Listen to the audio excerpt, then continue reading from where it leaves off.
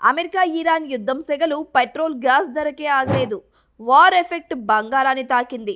ఏడాది పాటు గోల్డ్ కొనొద్దని ప్రధాని నరేంద్ర మోడీ దేశ ప్రజలకు విజ్ఞప్తి చేశారు. గల్ఫ్ దేశాల నుంచి సప్లై ఆగిపోయింది కాబట్టి పెట్రోల్ గ్యాస్ పొదుపు చేయండి అంటే అర్థం చేసుకోవచ్చు. కానీ బంగారం కొనొద్దని ఎందుకు చెబుతున్నారు? సామాన్య ప్రజలు నగలు కొనుక్కుంటే దేశానికి వచ్చిన నష్టమేంటి అని ప్రతి ఒక్కరికి వస్తున్న అనుమానాలు, సందేహాలకు సమాధానం తెలుసుకునే ప్రయత్నం ఇప్పుడు చేద్దాం. మన దేశంలో ప్రతి ఏటా 700 నుంచి 800 టన్నుల బంగారం విక్రయాలు జరుగుతాయి. ఇందులో 90% పైగా దిగుమతి చేసుకుంటున్నాం. 10 గ్రాములు 1,52,000 రేటు. డాలర్కి 95 రూపాయల మారకం విలువ లెక్క ప్రకారం ఇండియాలో సంవత్సరానికి బంగారు నగల కోసం జనాలు ఖర్చు పెట్టే మొత్తం అక్షరాల 12 లక్షల కోట్ల రూపాయలు. 2025-26 ఆర్థిక సంవత్సరంలో బంగారం దిగుమతుల బిల్లు సుమారు 7 లక్షల కోట్లు. మన దేశం మొత్తం దిగుమతుల్లో గోల్డ్ వాటా 9%. క్రూడ్ ఆయిల్ తర్వాత అత్యధిక విదేశీ మారక ద్రవ్యం ఖర్చు చేస్తుంది బంగారం మీదనే. ఈ ఫారెన్సిక్ ఎక్స్చేంజ్ కోసమే బంగారం కొనొద్దని ప్రధాని నరేంద్ర మోడీ జనాలను రిక్వెస్ట్ చేస్తున్నారు.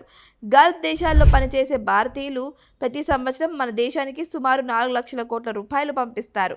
ఇరాన్ దాడులు, హార్ముజ్ జలసంధి మూసేయడంతో గల్ఫ్ దేశాల ఆర్థిక పరిస్థితి బాగాలేదు. అక్కడ పనిచేసే భారతీయుల్లో చాలా మంది స్వదేశానికి తిరిగి వచ్చేశారు. ఇంకా అక్కడే ఉన్న వాళ్ళు పంపించే డబ్బులు తగ్గిపోతున్నాయి.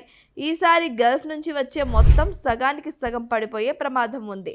పెట్రోల్, గ్యాస్ రేట్లు పెరగడం వల్ల దిగుమతుల బిల్లు తడిసి మోపెడవుతుంది. అంటే విదేశీ కరెన్సీ రెట్టింపు ఖర్చు చేయాల్సి వస్తుంది. ఏఐ దెబ్బకు ఐటీ రంగం ఊగిసలాడుతోంది. ఫారిన్ ఇన్వెస్టర్లు మన స్టాక్ మార్కెట్లో షేర్లు అమ్మేసి డాలర్లు తీసుకెళ్లిపోతున్నారు. ఏ రకంగా చూసినా మనకు వచ్చే డాలర్లు తగ్గిపోతుంటే మనం చెల్లించాల్సిన డాలర్లు డబల్ అవుతున్నాయి.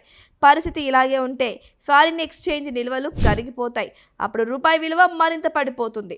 అలాంటి పరిస్థితి రాకూడదనే పెట్రోల్, గ్యాస్ పొదుపు చేయడంతో పాటు ఏడాది పాటు బంగారం కొనుగోలు వాయిదా చేయమంటున్నారు ప్రధాని నరేంద్ర మోడీ. ఇప్పటికిప్పుడు ఇరాన్ యుద్ధం ఆగిపోయిన పరిస్థితులు చక్కబడ్డానికి 6 నెలలకు పైగా పడుతుంది. అప్పటి వరకు మనకి కష్టాలు తప్పవు.